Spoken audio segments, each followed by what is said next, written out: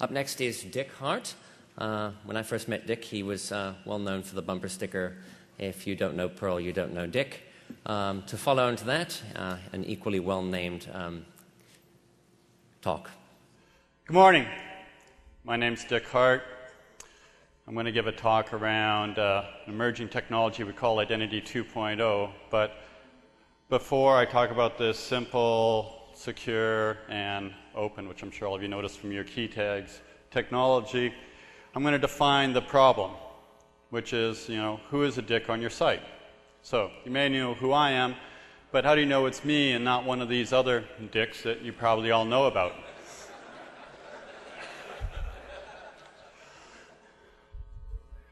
This is one of my favorites.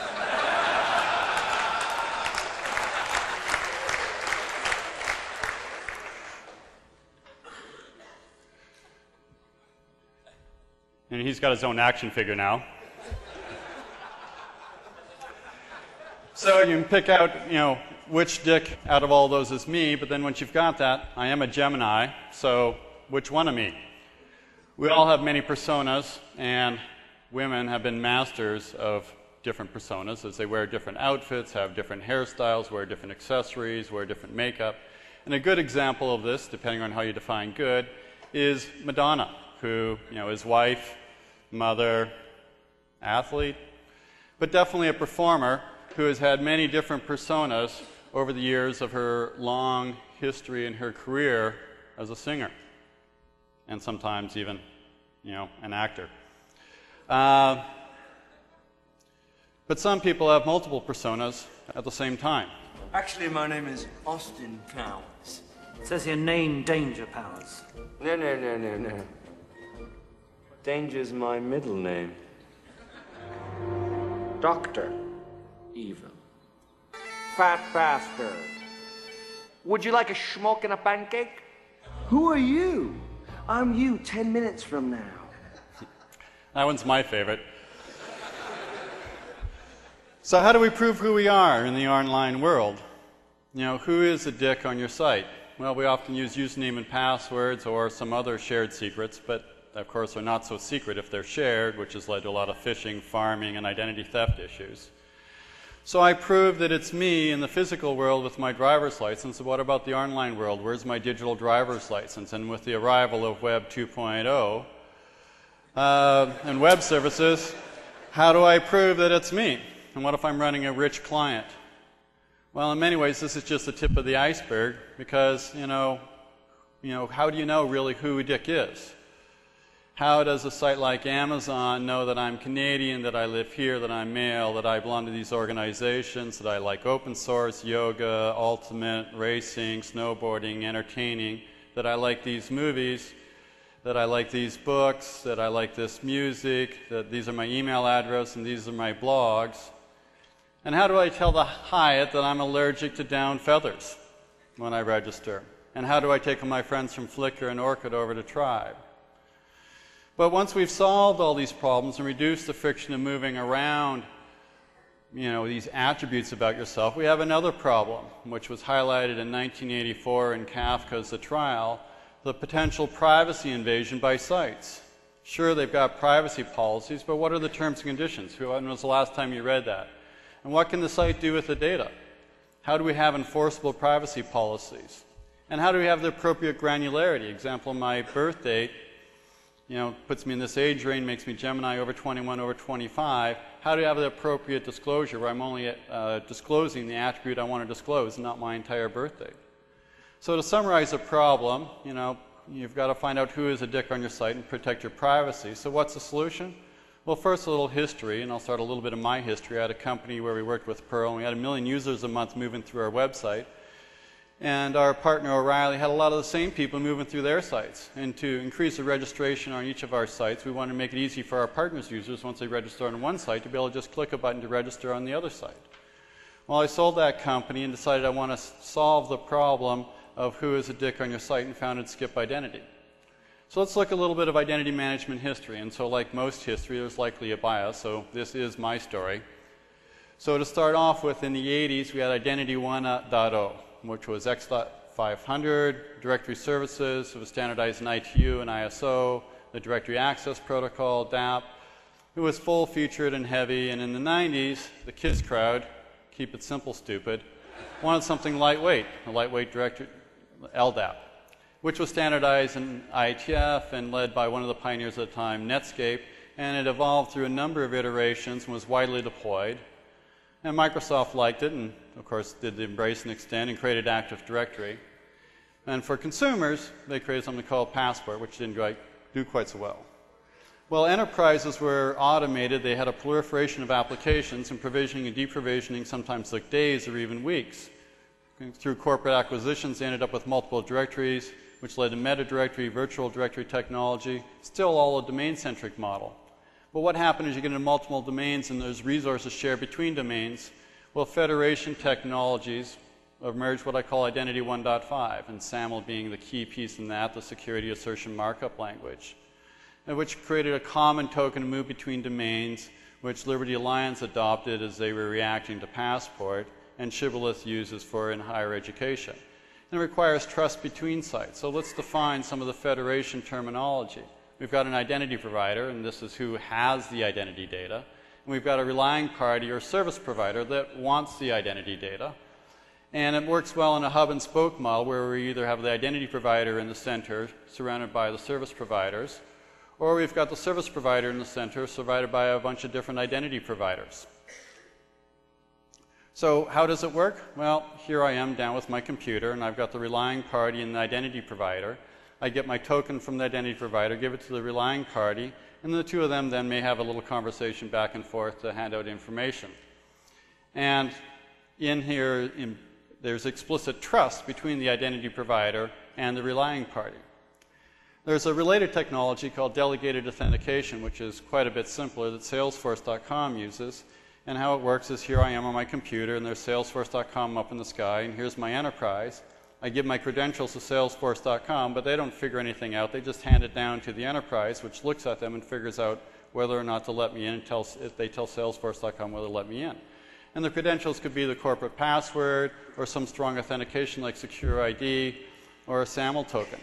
And it's simple and flexible for ASPs, and it provides a lot of choice for the enterprise around what technology they want to use. But the user has no choice for their identity provider, which is actually okay in the work persona because you're acting on behalf of the enterprise, so of course they should be able to control that. But what about your other personas? You know, what if you're working on your retirement plan, your 401k, your health plan? Do you want your identity provider to be your employer? Who is liable? What if something bad happens? Well, it's not the user. And then over in web services, you have WS Star that's solving some of the identity issues there, and it's being standardized through Oasis, which is fairly vendor-oriented and heavy. And then you have web services from the kids crowd that are using REST and RSS. What are they going to be doing? Not really a lot of solution. There's a new emerging poll model that's been talked about. We started off with FOAF, and then you've got LID, XRI, OpenID, and these guys got together in a project called Yatus. And how this works is, once again, here I am down on my computer. I go to the relying party, I give them a URL, which is a pointer over to my identity provider, and they make the query and they get back the data, and sometimes I'm involved in the release of that data. And an advantage of this is there's no trust required between the relying party and the identity provider, which allows us to scale up rapidly. It's loosely coupled. And another advantage is the relying party can retrieve the data at any time, but then it needs to manage access control lists for any private data, which adds a lot of complexity. Of course, the opposite of pull is push, and we call this a user-centric model, which Mike Neuenschauner from the Burton Group, a leading infrastructure analyst, says the emergence of user-centric models for identity management is potentially the greatest advancement in the identity management industry since the appearance of LDAP. Nice. We call this Identity 2.0. Microsoft is here again.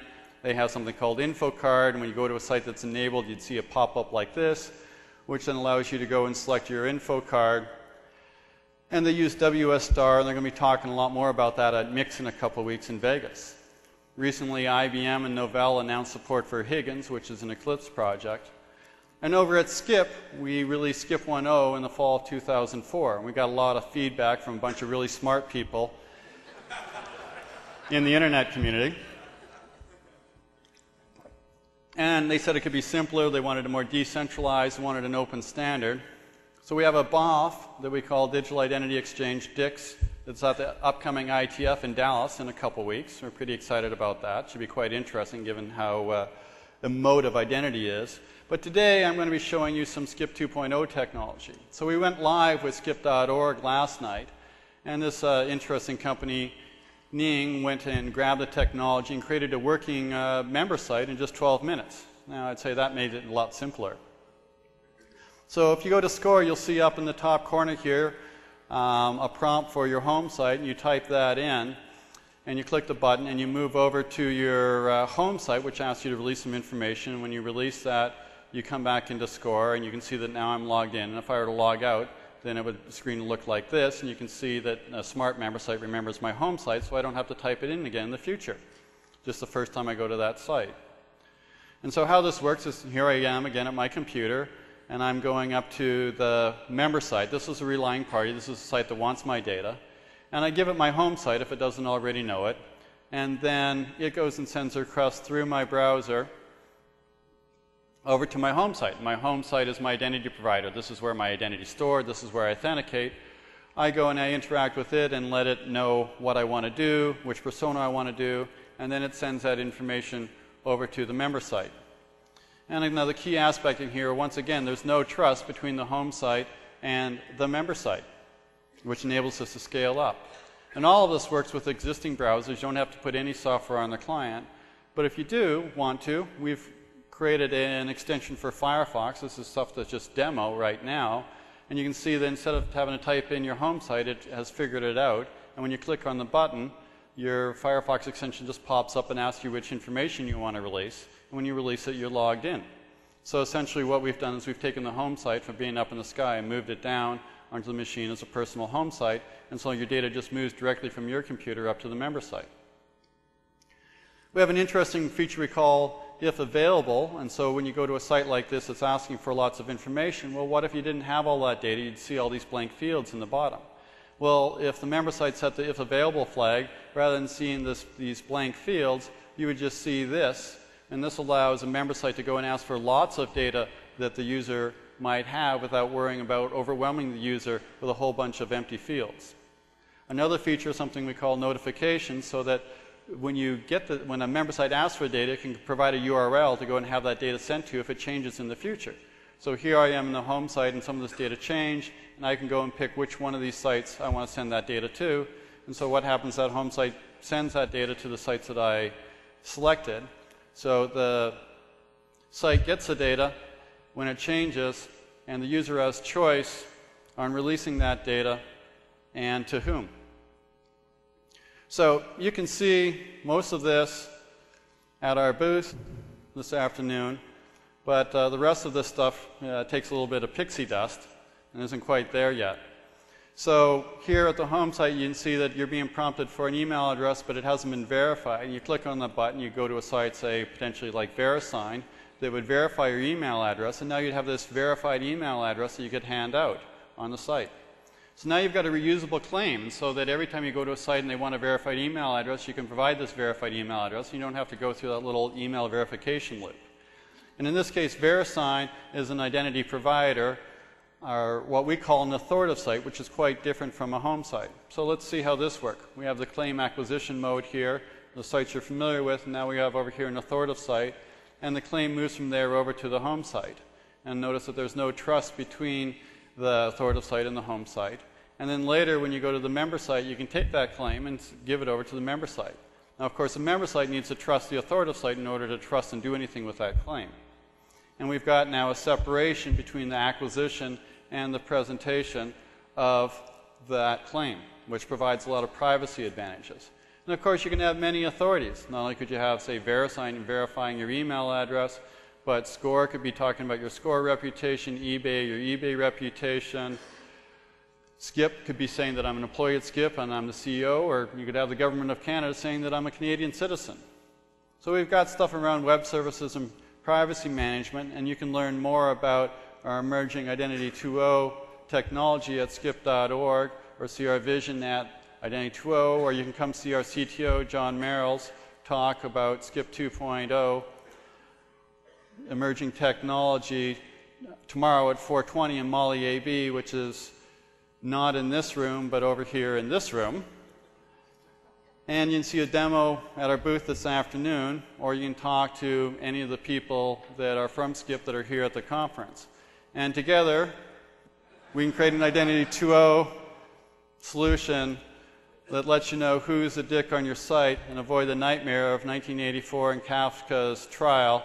So join us in creating a simple, secure, and open Identity 2.0 world. Thank you.